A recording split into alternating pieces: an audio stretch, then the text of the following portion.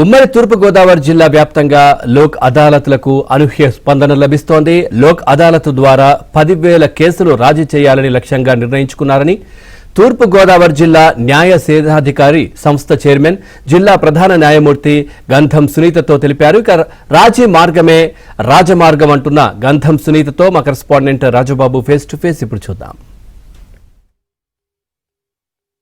జాతీయ న్యాయ సేవాధికార సంస్థ ఆధ్వర్యంలో ఈరోజు దేశవ్యాప్తంగా జాతీయ లోక్ అదాలత్లు జరుగుతున్నాయి.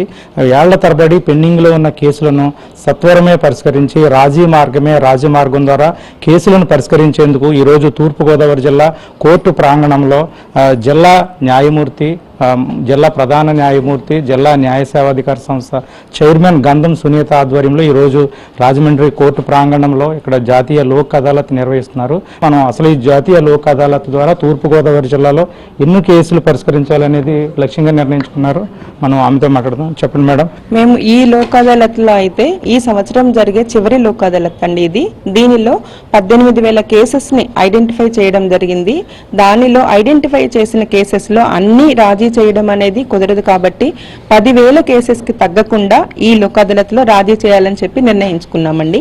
ఆ రకమైన స్టెప్స్ అన్ని తీసుకున్నాము. దానిలో భాగంగానే ఇప్పటికే 3,500 కేసెస్ ఆల్మోస్ట్ చివరి వరకు వచ్చి అవార్డు పాస్ చేయడం ఒక్కటే మిగిలింది. ఈరోజు స్పందన ఎలా ఉంది మేడం? కక్షిదారులు లోక్ అదాలత్కి వచ్చారు, ఎలా ఉంది మేడం స్పందన? మేము ఇచ్చిన ప్రచారం మూలంగా అయితే అవనివ్వండి, లేదంటే మా ఆఫీసర్స్, అడ్వకేట్స్, అఫీషియల్స్ తీసుకున్న స్టెప్స్ మూలంగా అయితే కానివ్వండి, ఈ రోజు అయితే మాకు ప్రతిస్పందన చాలా బాగా ఉండింది. మాకు మొత్తం ఈ జిల్లా composite east Godavari judicial district 46 benches ఏర్పాటు చేయడం జరిగింది. 46 బెంచెస్ లో కూడా ఆఫీసర్స్ ఇప్పటికే అంటే 10 o'clockకే కక్షిదారులను అందరినీ చేకూర్చుకుని కేసెస్ డిస్పోజ్ చేయడానికి స్టెప్స్ బిగిన్ చేసేసారండి. కాబట్టి స్పందన బాగుంది. వాళ్ళకి కూడా ఎలాంటి అసౌకర్యం కలగకుండా మేము వాళ్ళకి భోజనము, వాటర్, మిగతా ఫెసిలిటీస్ కూడా ఏర్పాటు చేశామండి. అంటే ఇప్పుడు చెక్కులు పంపిణీ చేస్తారు, ఏంటి మేడం, దేనికి సంబంధించి?